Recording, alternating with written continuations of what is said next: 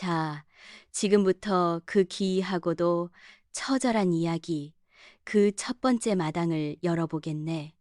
귀를 씻고 잘 들어보게. 이것은 산 사람의 혼례인지 죽은 자의 천도제인지 알 수 없었던 그날의 기록이라네. 한양 땅에서 내로라 하는 세도가 최참판댁의 기와지붕이로 붉은 노을이 질 때였습니다. 보통 혼례날이라 하면 동네 강아지들까지 신이 나서 꼬리를 치고 고소한 기름 냄새가 십리밖까지 퍼져나가는 법이지요. 허나 그날 최참판 댁 대문 앞을 흐르는 공기는 사뭇 달랐습니다.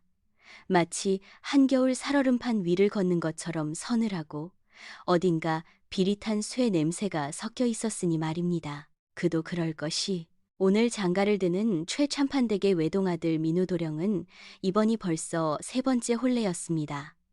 첫 번째 부인은 첫날 밤을 치르기도 전에 급체하여 숨이 넘어갔고 두 번째 부인은 혼례 다음 날 아침 우물가에서 싸늘한 시신으로 발견되었지요. 사람들은 수군거렸습니다. 저 집안에 묘한 살이 끼었다. 도령의 사주가 너무 세서 여인들이 버티질 못한다. 아니다. 억울하게 죽은 조상 귀신이 목리를 부리는 것이다. 온갖 흉흉한 소문이 돌았지만 최참판댁의 재력과 권세가 워낙 대단하니 그 입들을 돈으로 막고 권세로 짓눌러 억지로 세 번째 며느리를 들이게 된 것입니다. 이번에 가마를 타고 들어오는 새 신부는 몰락한 양반가의 딸 연화였습니다. 집안을 일으키겠다는 일념 하나로 제 목숨줄이 어찌 될지도 모르는 호랑이 굴로 제 발로 걸어 들어가는 형국이었지요. 연화 씨가 탄 가마가 덜컹거릴 때마다 그녀의 가슴 속도 철렁 내려앉았습니다. 꽉 닫힌 가마 안은 숨이 막힐 듯 답답했고 멀미가 날 것처럼 어지러웠습니다. 비단 옷고름을 쥔 손바닥에는 식은땀이 흥건하여 축축할 지경이었습니다. 가마꾼들의 발소리가 점점 느려지고 저 멀리서 혼례청의 풍악 소리가 들려오기 시작했습니다. 헌데 그 소리가 참으로 기괴했습니다. 경사스러운 날 울려 퍼져야 할 태평소 소리가 어찌 된 영문인지 짐승이 목을 긁으며 우는 비명처럼 날카롭게 고막을 찔러댔습니다. 꽹과리 소리는 흥을 도둑이는커녕 마치 쇠망치로 머리통을 내려치는 듯한 두통을 불러일으켰지요. 연화는 눈을 질끈 감았습니다. 오늘만 넘기면 된다. 오늘 밤만 무사히 넘기면 내 가족들은 굶지 않을 것이다. 그렇게 속으로 수백 번을 되뇌었습니다. 마침내 가마가 최참판 댁 대문 앞에 멈춰 섰습니다. 웅성거리는 하객들의 소음이 들려왔지만 그 소리에는 웃음기가 하나도 섞여 있지 않았습니다. 마치 초상집에 문상 온 사람들처럼 웅얼거리는 소리, 마지못해 뱉어내는 헛기침 소리만이 가득했지요. 가마 문이 열리고 수모의 부축을 받아 연화가 땅을 디뎠습니다. 그때 연화는 보았습니다. 저만치 앞에서 자신을 기다리고 서 있는 신랑 민우 도령의 얼굴을 말입니다. 훤칠한 키에 이목구비가 뚜렷하여 한양 바닥 처녀들의 마음을 꽤나 설레게 했다던 그 도령.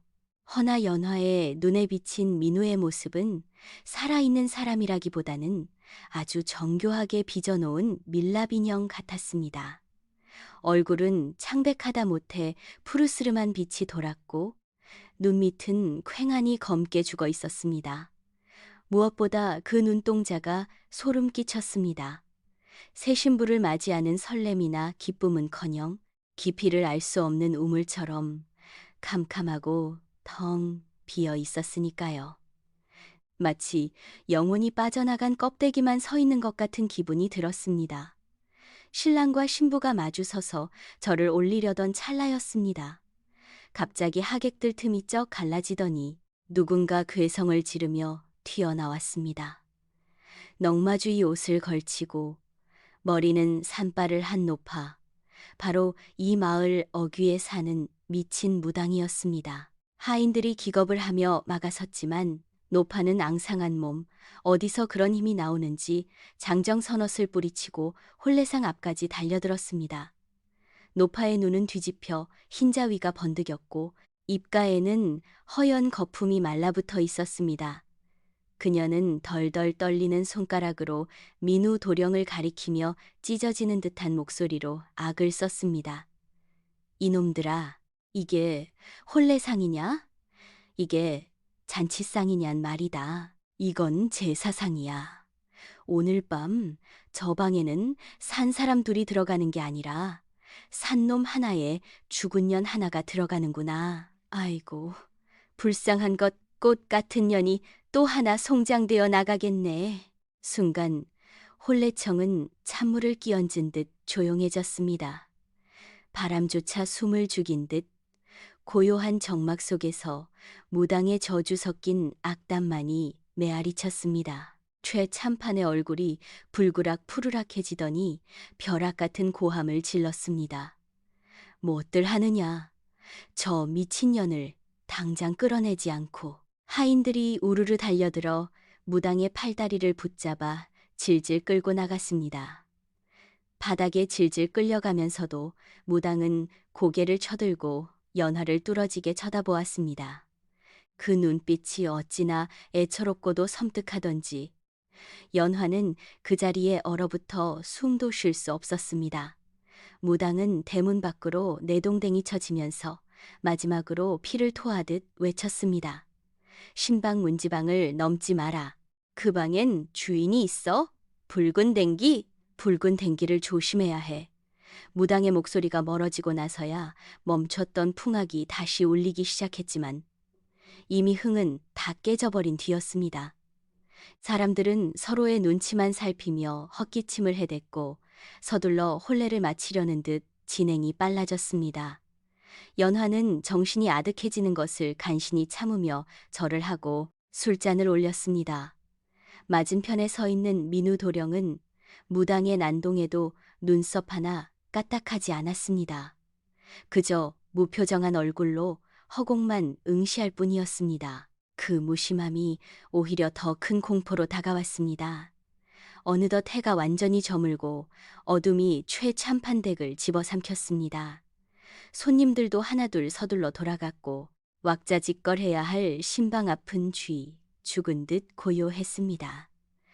보통이라면 친척들이나 동네 안악들이 문 구멍을 뚫고 훔쳐보며 짓궂은 농담을 던질 법도 한데 이 집의 신방 근처에는 얼씬거리는 그림자 하나 없었습니다. 마치 그곳이 절대 발을 들여서는 안 될 금기된 구역이라도 되는 것처럼 말입니다. 연화는 신방에 홀로 앉아 있었습니다. 화려한 병풍이 둘러쳐져 있고 원앙 금침이 깔려있는 방 촛불 2개가 일렁이며 벽에 긴 그림자를 만들어내고 있었습니다. 머리에 쓴 족두리가 너무 무거워 목이 뻐근했지만 감히 움직일 엄두가 나지 않았습니다. 무당의 말이 귓가에 맴돌았습니다. 산놈 하나에 죽은 년 하나, 붉은 댕기를 조심해라. 그때 방 안의 공기가 돌변했습니다. 창호지 문은 굳게 닫혀 있는데 어디선가 훅 하고 찬바람이 불어와 연화의 볼을 스치고 지나갔습니다. 단순한 겨울바람이 아니었습니다. 마치 누군가 젖은 손으로 얼굴을 쓰다듬는 듯한 축축하고 불쾌한 냉기였습니다. 촛불이 미친 듯이 춤을 추기 시작했습니다. 다공방 안에 그림자들이 살아 움직이는 것처럼 꾸물거리며 연화 쪽으로 길어졌다 짧아졌다를 반복했습니다. 연화는 무릎 위에 올린 2손을 꽉 맞잡았습니다. 손톱이 살을 파고들 만큼 세게 쥐었지만 떨림은 멈추지 않았습니다. 서방님은 언제 오시는 걸까? 차라리 빨리 오셨으면 혼자 있는 것이 더 무섭구나. 바로 그 순간이었습니다. 연화의 등 뒤 12폭 병풍 뒤쪽 어둠 속에서 소리가 들려왔습니다. 사그락, 사그락, 비단, 치맛자. 락이 바닥에 끌리는 듯한 소리였습니다. 연화는 숨을 멈췄습니다. 이 방 안에는 분명 자신 혼자뿐이었습니다. 서방님은 아직 들어오시지 않아 하녀들도 모두 물러간 상태였습니다. 그런데 병풍 뒤에서 분명 인기척이 느껴졌습니다. 잘못 들은 것이겠지. 긴장해서 헛것을 들은 게야. 연화는 애써 자신을 달래며 마른 침을 삼켰습니다. 하지만 소리는 멈추지 않았습니다. 이번에는 좀 더 선명하게 그리고 더 가까이서 들려왔습니다. 히히히히히. 여자의 웃음소리였습니다. 아주 낮고 장난기 어린, 그러면서도 등골이 오싹해지는 웃음소리. 연화의 온몸에 소름이 돋아났습니다. 고개를 돌려 병풍 쪽을 확인하고 싶었지만 몸이 마비된 듯 말을 듣지 않았습니다.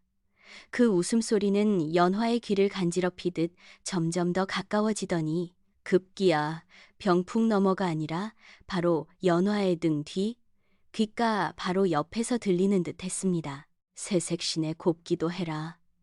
연화는 비명을 지르려 했지만 목소리가 나오지 않았습니다. 공포에 질려 눈동자만 굴리던 그때 촛불 하나가 팟 하고 꺼져버렸습니다. 방 안은 순식간에 어두침침해졌고 남은 촛불 하나만이 위태롭게 흔들리며 누군가의 그림자를 벽에 비췄습니다. 연화의 그림자 위로 산발한 머리를 한 또 다른 그림자가 겹쳐지고 있었습니다.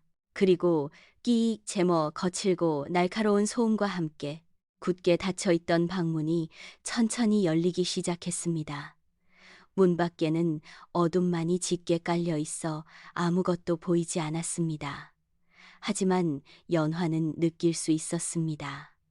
문지방 너머 어둠 속에 누군가 서 있다는 것을, 그리고 그 존재가 사람이 아니라는 것을. 문틈 사이로 창백한, 아니, 시체처럼 하얀 손 하나가 불쑥 들어와 문고리를 잡았습니다. 문틈 사이로 들어온 하얀 손은 마치 얼음장처럼 창백했습니다. 연화가 비명조차 지르지 못하고 숨을 헐떡이던 찰나 문이 활짝 열리며 밤바람이 방 안으로 들이닥쳤습니다.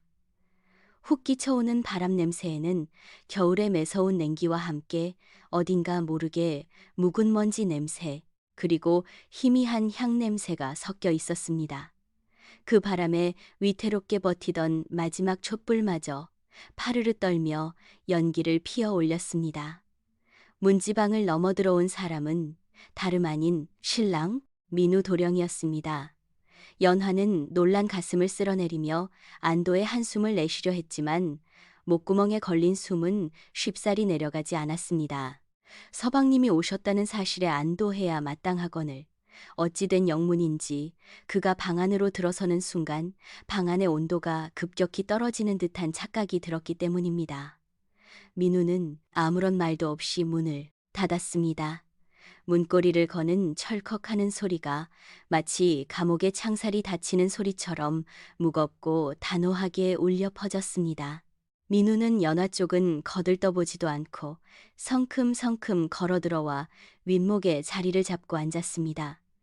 촛불 그림자에 비친 그의 얼굴은 낮에 보았던 것보다 더욱 수척해 보였습니다. 깊게 패인 볼, 핏기 하나 없는 입술, 그리고 무엇보다 초점 없는 저 눈동자근은 마치 태엽이 감긴 인형처럼 뻣뻣한 동작으로 앞에 놓인 술상을 끌어당겼습니다. 합근래 허리비를 위해 준비된 표주박잔을 들어올리는 손길에는 새 신부를 맞이하는 설렘이나 부드러움 따위는 찾아볼 수 없었습니다. 드시오. 그가 처음으로 입을 열었습니다. 목소리는 건조했고 마치 모래가 긁히는 듯 서걱거리는 쇳소리가 섞여 있었습니다. 연화는 떨리는 손으로 잔을 받아들었습니다. 술잔이 입술에 닿자마자 독한 술 냄새가 코를 찔렀습니다. 목구멍으로 넘어가는 술은 뜨거웠지만 연화의 몸은 오히려 오한이 든 것처럼 덜덜 떨려왔습니다. 민우 역시 자신의 잔을 단숨에 들이켰습니다. 술이 넘어가는 꿀꺽 소리가 유난히 크게 들렸습니다. 그 소리가 어찌나 기계적이고 이질적인지 사람이 목을 축이는 것이 아니라 마른 땅에 물을 붓는 소리 같았습니다. 침묵이 흘렀습니다. 숨막히는 정막이었습니다. 방 안에는 타닥거리는 촛불 소리와 두 사람의 거친 숨소리만이 존재했습니다. 아니, 정확히 말하면 연화의 숨소리만 들렸습니다.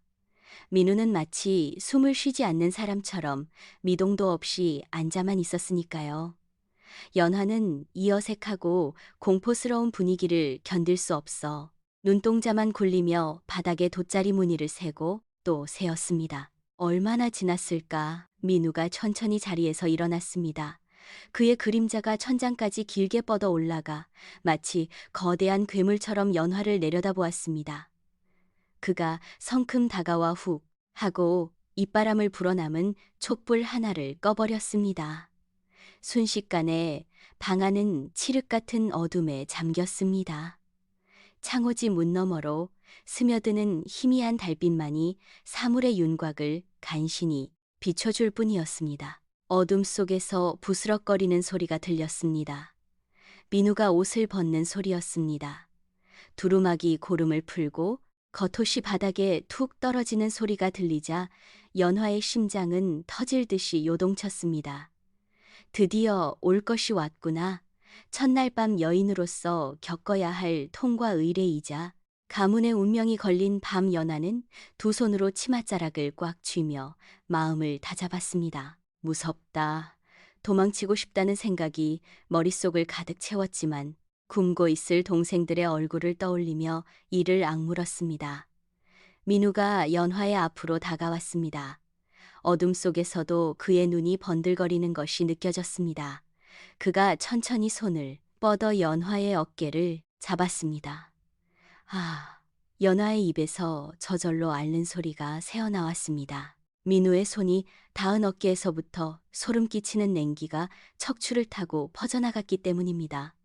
그것은 사람의 체온이 아니었습니다. 한겨울 눈밭에 며칠을 방치해둔 쇳덩이를 살갗에 댄 것처럼 뼛속까지 시린 차가움이었습니다. 사람의 손이 이토록 차가울 수 있단 말인가? 혹시 병이 있으신 건 아닐까? 오만 가지 생각이 스쳐 지나갔지만 연화는 감히 몸을 뺄 수 없었습니다. 민우의 손은 거침없이 연화의 저고리 고름으로 향했습니다. 매듭을 푸는 손길이 투박하고 거칠었습니다. 보통의 신랑이라면 수줍어하는 신부를 위해 조심스럽게 다룰 법도 하건만 민우는 마치 물건의 포장을 뜯어내듯 난폭하게 고름을 잡아당겼습니다. 스르륵 비단 옷이 풀어헤쳐지는 소리가 뱀이 기어가는 소리처럼 섬뜩하게 귓가에 울렸습니다. 서방님, 너무너무 차갑습니다. 연화가 용기를 내어 기어들어가는 목소리로 말했습니다. 그러나 민우는 대꾸조차 없었습니다. 그저 묵묵히 기계적인 동작으로 연화의 겉옷을 벗겨낼 뿐이었습니다. 하얀 속적삼 차림이 된 연화는 부들부들 떨며 이불 속으로 파고들었습니다. 두툼한 목화솜 이불이 덮였지만 한기는 가시지 않았습니다. 곧이어 민우가 이불 속으로 들어왔습니다. 그의 몸이 닫혀 마치 거대한 얼음 덩어리를 껴안은 듯한 착각이 들 정도였습니다. 그는 연화의 몸 위로 올라타지 않고 옆으로 누워 연화의 허리를 감싸 안았습니다. 헌데 그 팔의 움직임이 기묘했습니다. 사람의 관절이라면 부드럽게 굽어 감싸야 할 터인데 민우의 팔은 뚝뚝 하고 끊어지는 듯한 느낌으로 연화의 몸을 조여왔습니다. 마치 뼈와 뼈 사이가 어긋나 있는 것처럼 혹은 누군가 보이지 않는 실로 그를 조종하고 있는 것처럼 부자연스러운 움직임이었습니다. 그의 손바닥이 연화의 등줄기를 타고 내려갔습니다. 거칠고 굳은 살박인 손바닥이 살갗을 긁어내리는 느낌에 연화는 비명을 삼켰습니다. 그 손길에는 애정이나 욕망이 담겨 있지 않았습니다. 그것은 마치 도축업자가 고기의 육질을 확인하듯 혹은 굶주린 짐승이 먹잇감의 숨통을 끊기 전맛을 보듯 탐색하는 손길이었습니다. 그때였습니다. 민우의 얼굴이 연화의 목덜미에 파묻혔습니다. 그의 코에서 나오는 숨결이 연화 예민한 목 피부에 와닿았습니다. 그런데 그 숨결마저도 기이했습니다. 따뜻해야 할 날숨이 습하고 차가웠으며 들이마시고 내쉴 때마다 가슴 깊은 곳에서 그르륵 그르륵 하는 끓는 소리가 섞여 나왔습니다. 마치 뱃속에 고름이나 피가 가득 찬 사람처럼 말입니다. 연화는 공포에 질려 눈을 질끈 감았습니다. 제발 빨리 끝나기를, 이 끔찍한 밤이 어서 지나가기를. 그녀는 속으로 조상님께 빌고 또 빌었습니다. 하지만 밤은 이제 막 시작되었을 뿐이었습니다. 민우의 손이 점점 더 노골적으로 더 깊숙한 곳을 향해 파고들었습니다. 그런데 그 힘이 점점 세지기 시작했습니다. 처음에는 그저 무겁게 누르는 정도였던 악력이 이제는 뼈가 으스러질 정도로 강하게 연화의 살을 파고들었습니다. 아, 서방님. 아, 아픕니다. 연화가 고통에 신음하며 몸을 비틀었습니다. 하지만 민우는 멈추지 않았습니다. 오히려 그 반항을 즐기기라도 하듯 연화의 허벅지를 움켜쥔 손에 더욱 힘을 주었습니다. 연화의 눈에서 고통의 눈물이 찔끔 배어 나왔습니다. 이것은 부부간의 정사가 아니었습니다. 일방적인 폭력이자 알 수 없는 분노의 표출이었습니다. 그 순간 민우의 얼굴이 스르르 올라와 연화의 귓가에 멈췄습니다. 그의 입술이 연화의 귓바퀴에 닿을 듯 말 듯 스쳐 지나갔습니다. 연화는 그가 무슨 말이라도 하려나 싶어 숨을 죽였습니다. 사과를 하려는 걸까? 아니면 조금만 참으라고 달래려는 걸까? 그러나 귓속을 파고든 목소리는 연화의 상상을 처참히 무너뜨렸습니다. 분명 내 위에 있는 것은 건장한 사내인 민우 도령이었습니다. 그런데 그의 입에서 흘러나온 목소리는 굵직한 남자의 저음이 아니었습니다. 좋니? 그것은 여자의 목소리였습니다. 가늘고 앙칼지며 도끼가 잔뜩 서린 젊은 여자의 목소리. 연화의 머릿속이 하얗게 변했습니다. 내가 잘못 들은 것인가? 너무 무서워서 환청을 듣는 것인가? 하지만 그 목소리는 너무나도 또렷하게 연화의 고막을 찢을 듯이 파고들었습니다. 민우의 차가운 손이 연화의 뺨을 타고 올라와 턱을 거칠게 감싸 쥐었습니다. 억지로 고개를 돌려 자신을 바라보게 만든 그는 어둠 속에서도 희번득하게 빛나는 눈으로 연화를 내려다보며 다시 한번 속삭였습니다. 이번에는 킥킥거리는 웃음소리까지 섞여 있었습니다. 내 서방님 품이 따뜻해서 좋아? 응? 대답해봐. 좋아서 미치겠지? 그 목소리에는 질투와 원망, 그리고 사리가 끈적하게 묻어 있었습니다. 연화는 공포에 질려 입을 벙긋거렸지만 목소리는 나오지 않았습니다. 바로 코앞에 있는 남편의 얼굴에서 낯선 여자의 표정이, 낯선 여자의 말투가 쏟아져 나오고 있었습니다. 그것은 마치 두 개의 영혼이 하나의 몸 안에서 뒤엉켜 싸우고 있는 듯한 기괴한 광경이었습니다. 민우의, 아니, 민우의 탈을 쓴 그 무언가의 입꼬리가 귀밑까지 기괴하게 찢어지며 올라갔습니다. 대답이 없네. 그럼 내가 더 좋게 해줄게. 아주 죽을 만큼 좋게. 말이 끝나기가 무섭게. 민우의 손이 연하의 목을 향해 뻗어왔습니다. 외마디 비명조차 제대로 나오지 않았습니다. 서방님의 소나귀가 연하의 가녀린 목통을 단번에 틀어쥐었기 때문입니다. 그 손은 쇠갈고리처럼 단단하고 한겨울 얼음장처럼 차가웠습니다. 숨통이 조여들자 연화의 눈앞이 번쩍이며 하얗게 전멸했습니다. 살기 위해 버둥거리는 연화의 손톱이 민우의 팔뚝을 긁어댔지만 그는 고통을 느끼기는커녕 바위처럼 꿈쩍도 하지 않았습니다. 어둠 속에서도 민우의 얼굴은 기괴할 정도로 또렷하게 보였습니다. 아니, 그것은 더 이상 민우 도령의 얼굴이 아니었습니다. 눈꺼풀이 파르르 떨리더니 검은 눈동자가 스르륵 위로 말려 올라가 버렸습니다. 텅 빈 흰자위, 핏줄이 터져 붉게 충혈된 그 희번득한 흰자위가 연화를 뚫어지게 내려다보고 있었습니다. 컥, 서방님. 연화가 간신히 쥐어짜낸 목소리는 바람 빠지는 소리처럼 허무하게 흩어졌습니다. 그 애원에도 아랑곳 없이 민우의 입은 귀밑까지 찢어질 듯 벌어졌습니다. 그리고 그 캄캄한 입안에서부터 꿀럭거리는 소리와 함께 검붉은 액체가 울컥 솟구쳐 올랐습니다. 썩은 내가 진동하는 검은 침이 연화의 하얀 얼굴 위로 뚝뚝 떨어져 내렸습니다. 내 거야. 이놈은 내 거야. 아무한테도 못 줘. 민우의 목 울대뼈가 툭툭 붉어지며 상하로 요동쳤습니다. 굵은 남자의 목에서 터져나오는 소리는 분명 시기 질투에 미쳐버린 여자의 악에 바친 비명이었습니다. 내년도 똑같아. 앞서 들어온 년들도 다 그렇게 죽었어.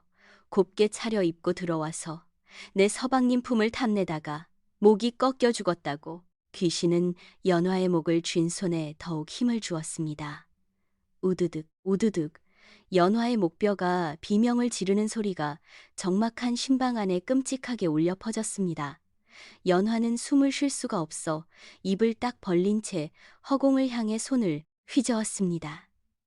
발버둥치는 그녀의 다리가 요를 걷어차고 덮고 있던 이불이 바닥으로 내동댕이 쳐졌습니다. 찢어지는 소리와 함께 연화의 하얀 속적삼이 너덜너덜하게 찢겨나갔습니다. 살려고 몸부림치는 연화와 그녀를 죽이려 누르는 민우의 몸이 뒤엉켜 마치 기이하고 처절한 춤을 추는 듯 했습니다.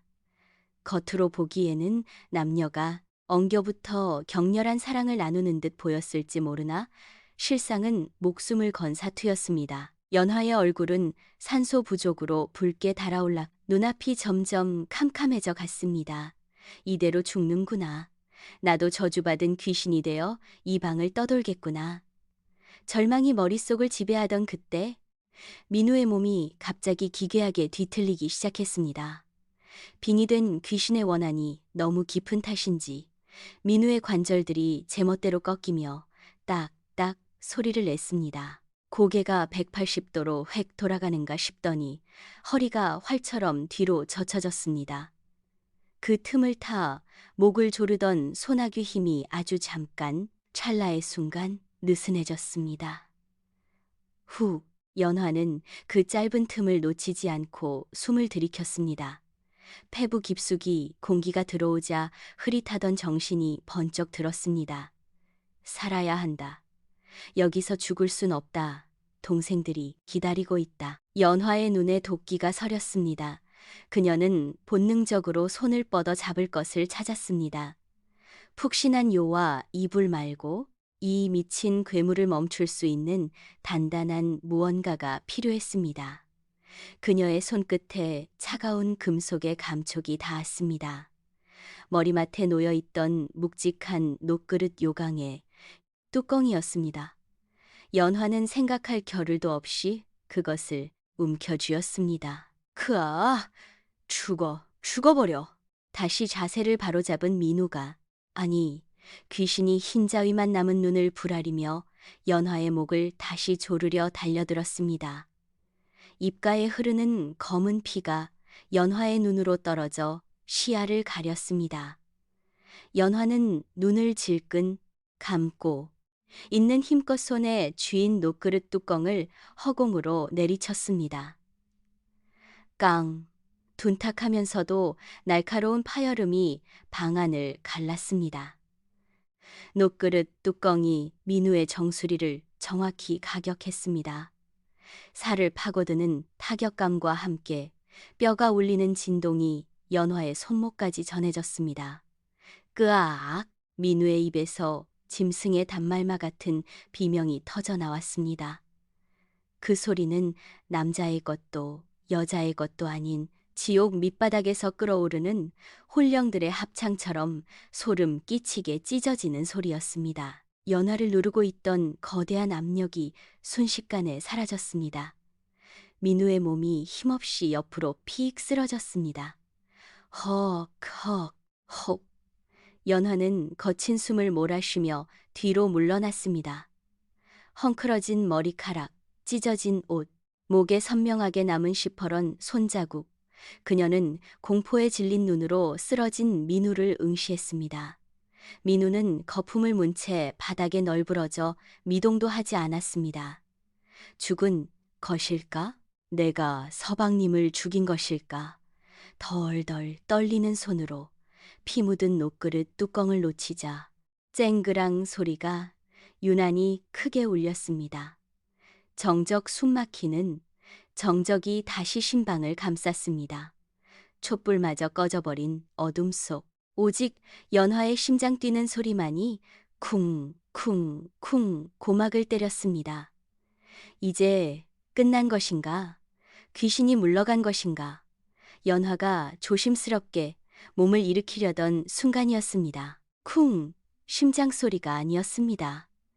분명히 방바닥 어딘가에서 들려온 둔탁한 소리였습니다. 연화는 숨을 멈췄습니다. 잘못 들은 게 아니었습니다. 쿵! 쿵 소리는 민우가 쓰러진 곳 바로 아래 연화가 깔고 앉아있는 따뜻한 구들장 밑에서 들려오고 있었습니다. 마치 누군가 땅속에 갇혀서 밖으로 나가게 해달라고 문을 두드리는 것처럼. 그리고 연화는 보았습니다. 방바닥 틈새, 장판이 살짝 들뜬 그 틈 사이로 시커먼 머리카락 한 뭉텅이가 스르르 기어 나오는 것을. 머리카락은 살아있는 뱀처럼 꿈틀대며 바닥을 기어 민우의 발목을 향해 뻗어가고 있었습니다. 그때였습니다. 방바닥 전체가 덜컹거리더니 꽉 닫힌 구들장 밑에서 우문거리는 울음소리가 새어나오기 시작했습니다. 그 울음소리는 바람이 문풍지를 긁는 소리가 아니었습니다. 땅속 깊은 곳, 억울하게 갇힌 짐승이 내지르는 비명처럼 둔탁하고도 끈적하게 방바닥을 울리고 있었습니다. 쿵, 쿵, 쿵. 일정한 박자로 구들장을 때리는 진동이 연화의 엉덩이와 허벅지를 타고 척추 끝까지 전해졌습니다. 그것은 단순한 소리가 아니라 밑에서 누군가 주먹으로 돌바닥을 치며 살려달라고 혹은 문을 열라고 아우성치는 몸부림이었습니다. 연화는 비명을 지르며 엉덩이를 떼고 뒤로 물러났습니다. 그러나 호기심이라는 것은 공포보다 더 질긴 법이라 그녀의 시선은 저절로 방 한가운데 장판이 살짝 들뜬 그 틈새로 빨려 들어갔습니다. 방금 전 녹그릇 뚜껑이 떨어지며 깨진 장판 조각 사이로 퀴퀴하고 매캐한 냄새가 피어올랐습니다. 그것은 오래된 곰팡이 냄새 같기도 하고 고기 같으면서 나는 누린내 같기도 한 역겨운 악취였습니다. 연화는 홀린 듯이 깨진 장판 틈으로 기어가 손을 뻗었습니다. 손가락 끝이 덜덜 떨렸지만 확인해야만 했습니다. 이 방의 진짜 주인이 누구인지, 도대체 이 집안이 감추고 있는 비밀이 무엇인지 말입니다. 그녀가 떨리는 손으로 너덜너덜해진 기름 먹인 종이 장판을 벅뜯어냈습니다. 장판을 걷어낸 연화는 입을 틀어막고 헛구역질을 했습니다. 드러난 구들장 틈새, 그 좁은 돌틈 사이에 붉은 댕기 하나가 끼어 있었습니다. 세월의 빛이 바래고 흙먼지가 잔뜩 묻었지만 그것은 분명 혼례를 치르지 않은 처녀들이 매는 붉은 댕기였습니다. 그리고 그 옆으로 사람이 손톱으로 얼마나 긁어댔는지 돌바닥에 허이연 빗살문의 자국이 선명하게 남아 있었습니다. 손톱이 다 빠지고 손가락 뼈가 드러날 때까지 긁어댄 처절한 흔적이었습니다. 그때 바닥 틈새에서 쉬어빠진, 그러나 뼈에 사무치도록 원망스러운 목소리가 새어나왔습니다. 뜨거워, 뜨거워. 연화의 머릿속에 번개처럼 스치는 기억이 있었습니다. 마을 우물가에서 안악들이 수군대던 이야기, 최참판 댁에서 일하던 몸종 하나가 어느 날 밤 쥐도 새도 모르게 사라졌다는 소문 이름이 분이라고 했던가. 눈매가 곱고 웃음이 맑아 민우 도령이 꽤나 아꼈다던 그 아이. 분아, 내가 분이냐? 연화가 떨리는 목소리로 묻자 바닥 밑에 울음소리가 뚝 그쳤습니다. 그리고 소름 끼치는 정적 속에서 갈라진 구들장 틈으로 검은 머리카락이 수북하게 솟아올랐습니다. 머리카락은 마치 살아있는 뱀떼처럼 꿈틀거리며 바닥을 덮기 시작했습니다. 서방님은 내 배에 씨를 뿌려놓고 아비는 이 방 구들장 밑에 나를 묻었지. 목소리는 이제 바닥이 아니라 연화의 귀 속에서 직접 울리는 듯 생생했습니다. 진실은 끔찍했습니다. 가문의 반대와 체면 때문에 민우의 아이를 가진 분이는 억울하게 죽임을 당했습니다. 하지만 시신을 밖에 내다버리면 소문이 날까 두려웠던 최참판은 아무도 생각지 못할 곳, 바로 새로 지은 신방의 구들장 밑에 분이를 안매장했던 것입니다. 매일 밤 신방에 불을 뗄 때마다 내 몸이 달궈지고 타오르고 분이는 죽어서도 편히 눈을 감지 못했습니다. 신방을 따뜻하게 데우기 위해 아궁이에 불을 지필 때마다 그 열기는 고스란히 구들장 밑에 묻힌 분이의 시신을 덮였습니다. 그녀는 매일 밤 자신의 살이 익어가는 고통 속에서 머리 위에서 벌어지는 민우와 새 신부들의 웃음소리를 들어야 했습니다. 뜨거운 돌바닥에 눌려 살이 녹아내리는 동안 위에서는 서방님이 다른 여자를 품고 뒹굴었던 것입니다. 얼마나 뜨거웠는지 알아? 얼마나 아팠는지 아냐고. 쾅! 갑자기 방바닥이 요동치며 구들장 하나가 쩍 하고 갈라졌습니다. 그 틈으로 시커멓게 그을리고 말라비틀어진 손 하나가 불쑥 튀어나왔습니다. 손가락 마디마디가 기괴하게 꺾이고 손톱은 다 빠져 없는 그 끔찍한 손이 연화의 발목을 낚아챘습니다. 꺄! 연화는 비명을 지르며 뒷걸음질 쳤지만 바닥에서 솟아난 귀신의 악력은 엄청났습니다. 발목이 부러질 듯한 고통과 함께 뜨거운 열기가 살갗을 파고들었습니다. 그것은 단순한 귀신의 한기가 아니었습니다.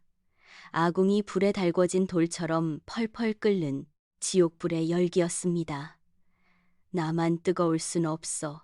너도 들어와. 들어와서 서방님을 덮여드려야지.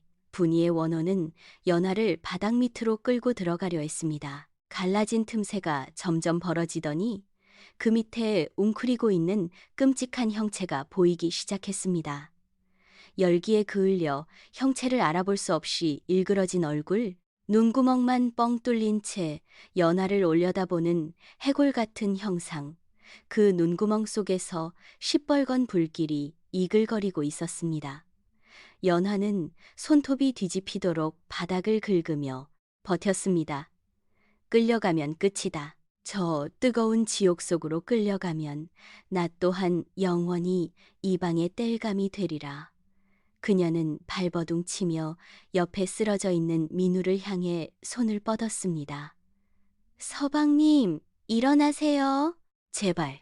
하지만 기절한 민우는 꿈쩍도 하지 않았습니다. 오히려 바닥에서 뿜어져 나오는 검은 연기가 민우의 코와 입으로 스르르 빨려 들어가고 있었습니다. 귀신의 기운이 다시금 민우의 몸을 잠식하려 하는 것이었습니다. 연화의 몸이 질질 끌려가 허리까지 구들장 틈새로 빠지려는 절체절명의 순간이었습니다. 방안을 가득 채우던 검은 연기 사이로 방문 밖에서 누군가의 그림자가 어른거렸습니다. 하인들도 모두 도망가고 아무도 없을 터인데 문종이 위로 비치는 그림자는 사람의 것이라기엔 지나치게 크고 머리에 뿔 같은 것이 돋아 있었습니다. 덜컹, 덜컹. 잠가놓은 문고리가 미친 듯이 흔들리기 시작했습니다. 안에서는 귀신이 발목을 잡아당기고 밖에서는 알 수 없는 존재가 문을 부술듯이 두드리는 진퇴양난의 상황. 연화가 공포에 질려 문 쪽을 바라보는데 문풍지가 찢어질 듯 팽팽해지더니 밖에서 굵직하고 걸걸한 목소리가 들려왔습니다. 이 방에 산 사람이 있느냐? 그 목소리에 바닥에서 연화를 잡아당기던 귀신의 손이 흠칫하며 멈췄습니다. 그러나 안도할 새도 없이 굳게 닫힌 문짝이 우지끈 하는 소리와 함께 안쪽으로 터져 들어왔습니다. 부서진 문틈 사이로 흙투성이가 된 거대한 발이 쑥 들어왔습니다. 그리고 문이 완전히 박살나며 넘어진 그 자리에 서 있는 것은 사람이 아니었습니다. 문짝이 박살나며 자욱한 먼지 구름과 함께 방 안으로 들어선 존재. 그것은 머리에 뿔이 달린 도깨비도 저승사자도 아니었습니다.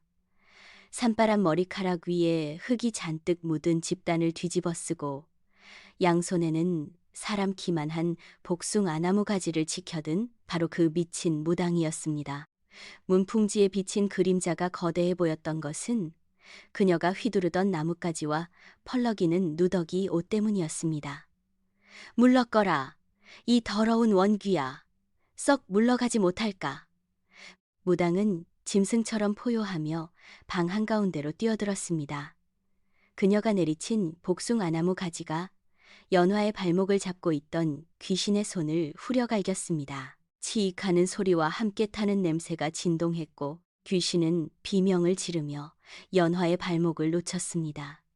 그 틈을 타 무당은 품속에서 붉은 밭과 소금을 한 줌 꺼내 갈라진 구들장 틈새로 미친 듯이 뿌려댔습니다. 들어가. 네가 있을 곳은 이승이 아니야. 땅 속으로, 그 차가운 흙 속으로 다시 들어가란 말이다. 소금과 파탈이 닿을 때마다 바닥 밑에서는 끄르륵거리는 끓는 소리와 함께 검은 연기가 피어올랐습니다. 분이의 원호는 억울함에 몸부림치며 바닥을 긁어댔지만 무당의 기세에 눌려 조금씩 구들장 밑으로 밀려 들어갔습니다. 하지만 그것은 완전한 퇴치가 아니었습니다. 귀신은 사라지기 직전 희번득한 눈으로 바닥에 널브러져 숨을 헐떡이는 연화를 쏘아보았습니다. 그 눈빛에는 사리보다 더 끔찍한 기이한 탐욕이 서려 있었습니다. 나는 혼자는 안 가. 마지막 속삭임이 연화의 귓가를 스치고 지나갔습니다. 그리고 바닥의 틈새가 거짓말처럼 닫히기 시작했습니다. 무당은 탈진한 듯 그 자리에 주저앉았고 연화 역시 긴장이 풀리며 정신을 잃고 어둠 속으로 잠겨들었습니다. 다음 날 아침 최참판댁 신방 앞은 발칵 뒤집혔습니다. 날이 밝았는데도 인기척이 없어 하인들이 조심스레 문을 열어보았더니 방 안꼴이 마치 폭풍우가 휩쓸고 지나간 듯 처참했기 때문입니다. 병풍은 쓰러져 찢겨 있었고 원앙 금침은 난도질당해 솜이 터져 나왔으며 구들장 바닥 곳곳은 검게 그을려 있었습니다. 그러나 가장 충격적인 것은 두 사람의 모습이었습니다. 천하의 민우 도령은 구석에 처박혀 개거품을 문 채 덜덜 떨고 있었습니다. 초점 잃은 눈으로 허공을 응시하며 오지 마, 뜨거워, 잘했어, 내가 잘못했어 라는 말만 미친 사람처럼 중얼거리고 있었지요. 반면 밤새 귀신과 사투를 벌였던 새 신부 연화는 의외로 멀쩡했습니다. 아니, 멀쩡하다 못해 기이할 정도로 평온한 모습으로 이불을 덮고 앉아 헝클어진 머리를 매만지고 있었습니다. 사람들은 연화가 기적적으로 살아남았다고 안도했습니다. 집안의 어른들은 밤새 도둑이라도 들었나 보다며 서둘러 쉬쉬했고 미쳐버린 민우 도령을 의원에게 보이고 연화를 극진히 대접했습니다. 그날 밤의 진실, 구들장 밑에 묻혀있던 시신의 정체는 그렇게 다시 한번 어둠 속에 묻히는 듯 했습니다. 최 참판은 서둘러 인부들을 불러 신방의 구들장을 뜯어내지 않고 그 위에 두꺼운 시멘트를 발라버리는 것으로 찜찜함을 덮어버렸습니다. 하지만 그날 이후 최 참판댁에는 묘한 기류가 흐르기 시작했습니다. 가장 많이 변한 것은 연화였습니다. 수줍음 많고 고개조차 제대로 들지 못하던 몰락한 양반가의 딸은 온데간데 없었습니다. 그녀는 마치 이 집안의 안주인이 된 것처럼 당당하게 행동했습니다. 아니, 당당함을 넘어 오만하고 표독스러워졌다는 것이 더 정확할 것입니다. 밤이 되면 연화의 방에서는 기이한 소리가 들려왔습니다. 서방님, 이리 오세요. 머리를 빗겨드려야지요. 연화의 목소리는 낮고 부드러웠으나 그 뒤에 이어지는 것은 민우도령의 자지러지는 비명소리였습니다. 하인들이 문구멍으로 훔쳐본 광경은 충격적이었습니다. 연화는 공포에 질려 구석으로 뒷걸음질치는 민우의 머리채를 휘어잡고 강제로 자신의 무릎에 눕히고 있었습니다. 그리고는 쇠로 된 빗으로 민우의 머리카락이 뽑혀나갈 정도로 거칠게 빗질을 해대고 있었습니다. 아, 아파! 살려줘! 부인, 제발! 민우가 울며 불며 애원했지만 연하는 까르르 웃음을 터뜨릴 뿐이었습니다.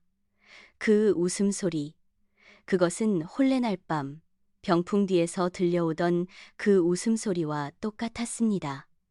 아프십니까? 저는 더 아팠습니다. 서방님이 저를 그 차가운 돌바닥 밑에 처박아 두고 위에서 불을 뗄 때마다 제 살이 녹아내릴 때마다 저는 이것보다 1000배, 10,000배는 더 아팠습니다. 연화의 입에서 나온 말은 연화의 기억이 아니었습니다.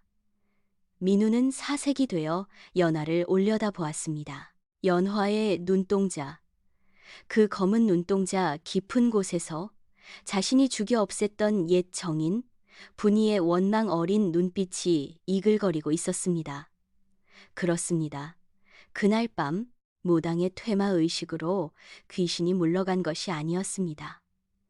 육신을 잃고 구들장 밑에 갇혀있던 분이의 원혼은 무당에게 쫓겨나는 대신 기진맥진하여 영혼의 빗장이 풀린 연화의 몸속으로 숨어든 것입니다. 연화라는 살아있는 육신을 차지함으로써 분이는 비로소 그토록 원하던 서방님의 옆자리를, 그리고 이 집안의 안주인 자리를 영원히 차지하게 된 것입니다. 어느 늦은 밤 연화는 경대에 앉아 거울을 들여다보고 있었습니다. 촛불 하나만이 일렁이는 어두운 방. 안그녀는 붉은 댕기를 손에 쥐고 천천히 머리를 따아 내렸습니다. 쓱, 쓱 빗질하는 소리가 정적을 갈랐습니다. 연화야, 이제 자잤구나. 방구석, 이불을 뒤집어 쓰고 공포에 떨던 민우가 기어가는 목소리로 불렀습니다. 연화는 빗질을 멈추고 천천히 고개를 돌려 민우를 바라보았습니다. 입가에 걸린 미소가 기괴하게 비틀어졌습니다. 서방님, 왜 그리 겁을 먹으세요? 우리는 이제 영원히 함께 할 텐데. 연화가 다시 거울을 보았습니다. 흐릿한 청동 거울 속에 비친 모습, 그것은 곱게 단장한 연화의 얼굴이 아니었습니다. 거울 속에는 목이 기괴하게 90도로 꺾이고 눈에서는 피눈물을 흘리고 있는 처녀 귀신, 분이가 연화의 어깨 너머로 민우를 노려보며 웃고 있었습니다. 거울 속의 분이가 입을 벙긋거렸고 현실의 연화가 그 말을 따라 뱉었습니다. 아무데도 못 가. 죽어서도 살아서도 당신은 내 거야. 연화가 촛불을 훅 하고 불어 껐습니다. 칠흑 같은 어둠 속에서 민우의 억눌린 비명소리와 여자의 섬뜩한 웃음소리가 뒤섞여 흘러나왔습니다. 신방의 불청객은 떠나지 않았습니다. 다만 주인이 바뀌었을 뿐 그로부터 1년이라는 시간이 흘렀습니다. 계절은 다시 돌아와 매서운 겨울바람이 창호지를 때리는 섣달 그음이 되었지만 최 참판댁의 풍경은 예전과는 판이하게 달라져 있었습니다. 한양세도가의 위엄은 온데간데 없고 기와 지붕에는 잡초가 무성했으며 하인들은 귀신이 나온다는 소문에 하나둘 짐을 싸 도망쳐버려 넓은 집안이 텅 빈 흉가처럼 변해버린 것입니다. 사람들의 발길이 끊긴 그 고요한 집안, 안채 깊숙한 곳에서는 기이한 향냄새가 진동하고 있었습니다. 보통 제사를 지낼 때 쓰는 향이 아니라 썩은 고기의 누린내를 감추기 위해 피우는 독하고 머리 아픈 향이었습니다. 그 냄새의 진원지는 바로 1년 전 그 끔찍한 첫날 밤이 치러졌던 신방이었습니다. 방 안은 대낮인데도 두꺼운 암막으로 가려져 칠흑 같은 어둠이 깔려 있었습니다. 그 어둠 속 화려한 비단 방석 위에 앉아 있는 것은 연화였습니다. 아니, 연화의 탈을 쓴 분이었지요. 그녀의 모습은 1년 전보다 더욱 기이하게 변해 있었습니다. 핏기 없이 창백한 피부는 도자기처럼 매끄러웠고 입술은 쥐를 잡아먹은 듯 붉었으며 눈빛은 형형하게 빛나고 있었습니다.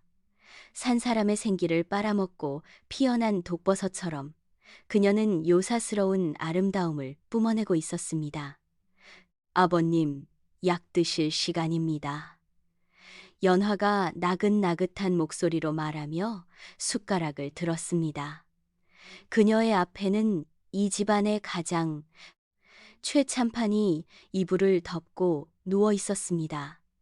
하지만 천하를 호령하던 최참판의 위세는 찾아볼 수 없었습니다. 그는 중풍이라도 맞은 듯 전신이 마비되어 눈동자만 간신히 굴리고 있었는데 그 눈에는 공포와 절망이 가득 차 있었습니다. 연화가 내미는 숟가락에 담긴 것은 검고 끈적한 액체였습니다. 그것은 구들장 밑에서 긁어낸 흙과 썩은 물을 섞어 만든 것이었습니다. 최참판은 입을 다물고 거부하려 했지만 연화가 싸늘하게 웃으며 그의 턱을 으스러져라 쥐자 억지로 입을 벌릴 수밖에 없었습니다.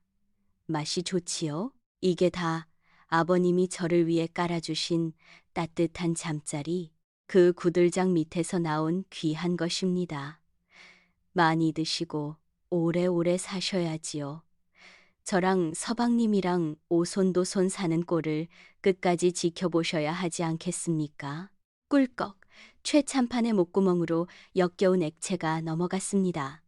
그의 눈에서 굵은 눈물이 주르륵 흘러내려 베개를 적셨습니다. 자신이 저지른 업보가 며느리의 손을 빌려 자신의 목을 조르고 있는 셈이었습니다. 그때 방구석 어둠 속에서 무언가가 바스락거리며 기어 나왔습니다. 내 발로 짐승처럼 기어오는 그 형체는 바로 민우였습니다. 1년 전만 해도 훤칠하던 도령은 이제 뼈와 가죽만 남은 앙상한 몰골이 되어 있었습니다. 헝클어진 머리카락 사이로 보이는 눈은 초점이 완전히 풀려 있었고 입가에는 침이 질질 흐르고 있었습니다. 그는 연화의 발치에 엎드려 강아지처럼 낑낑거렸습니다. 우리 서방님, 배가 고프시구나. 연화는 마치 애완동물을 다루듯 민우의 머리를 쓰다듬었습니다.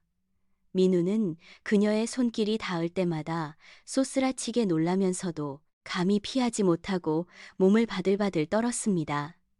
연화는 자신의 치마폭에서 붉은 덩어리 하나를 꺼내 던져주었습니다.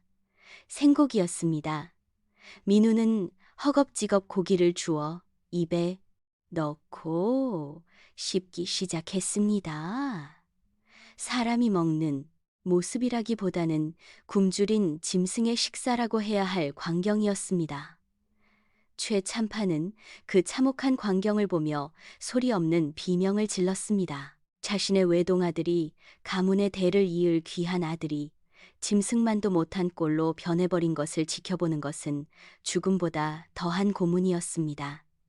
그런데 그 순간 연화가 갑자기 배를 감싸주며 묘한 표정을 지었습니다. 고통스러운 듯 하면서도 한편으로는 희열에 찬 기괴한 미소였습니다. 어머, 아가야, 너도 배가 고픈 게냐? 연화의 배는 남산만하게 불러 있었습니다. 만삭이었습니다. 하지만 마을 사람들은 아무도 그녀의 임신을 축하하지 않았습니다. 오히려 그 배를 볼 때마다 불길함에 몸서리를 쳤습니다. 그도 그럴 것이 민우는 혼례 이후로 제정신이 아니었고 남자 구실을 할 수 없는 상태였습니다. 그렇다면 연화의 뱃속에 들어있는 아이는 도대체 누구의 씨앗이란 말입니까? 연화가 부른 배를 쓰다듬자 백가죽이 꿀렁거리며 튀어나왔습니다. 보통의 태동이 아니었습니다. 마치 뱃속에서 무언가가 뾰족한 손톱으로 안에서 밖을 긁어대거나 주먹으로 치는 듯한 격렬하고 공격적인 움직임이었습니다. 아버님, 보이세요? 손주가 아주 건강합니다. 힘이 장사예요. 연화는 배를 걷어 올려 최 참판에게 보여주었습니다. 얇아진 백가죽 위로 선명하게 드러난 것은 아기의 손바닥 자국이 아니었습니다. 그것은 뼈가 앙상하게 드러난 기형적으로 길쭉한 손가락 자국이었습니다. 뱃속에 무언가가 안에서 밖으로 나가겠다고 아우성을 치고 있었습니다. 기억나시지요?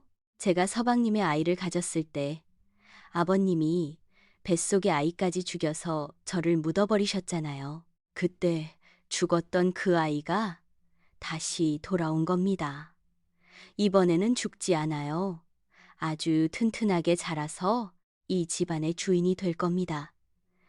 연화의 눈동자가 세로로 찢어지며 뱀처럼 변했습니다.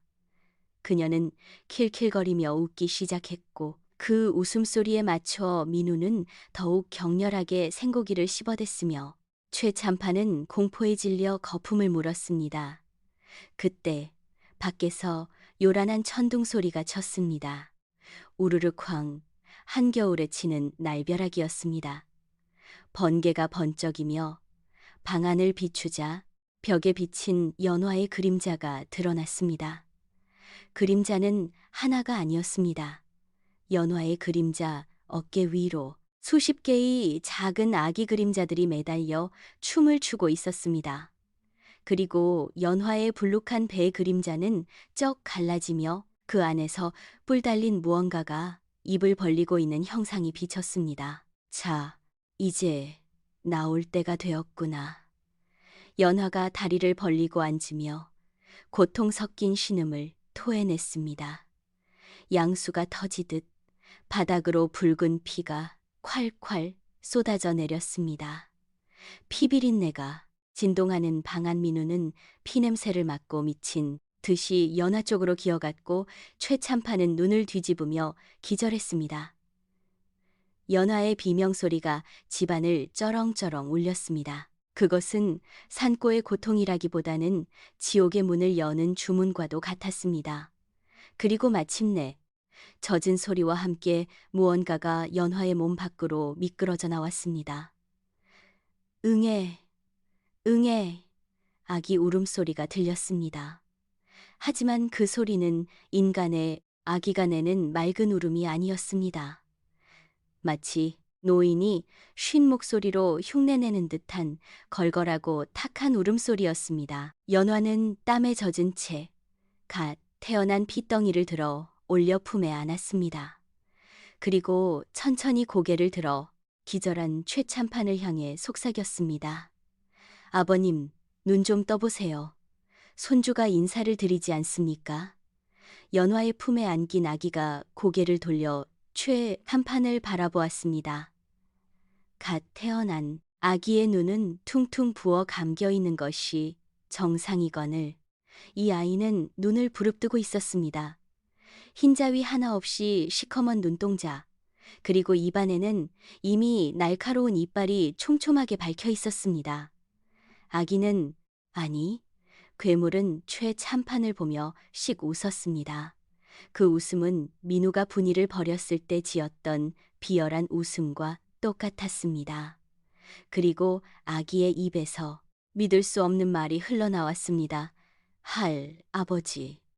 그 목소리는 굵직한 어른 남자의 목소리였습니다. 원하는 돌고 돌아 가장 끔찍한 형태로 다시 태어난 것입니다. 최참판댁의 대문이 쾅하고 닫히며 이제 이 집은 영원히 세상과 단절되었습니다. 안에서 들려오는 것은 아기의 기괴한 웃음소리와 뼈가 으스러지는 소리뿐이었습니다. 진정한 저주는 이제 막 시작된 것이었습니다.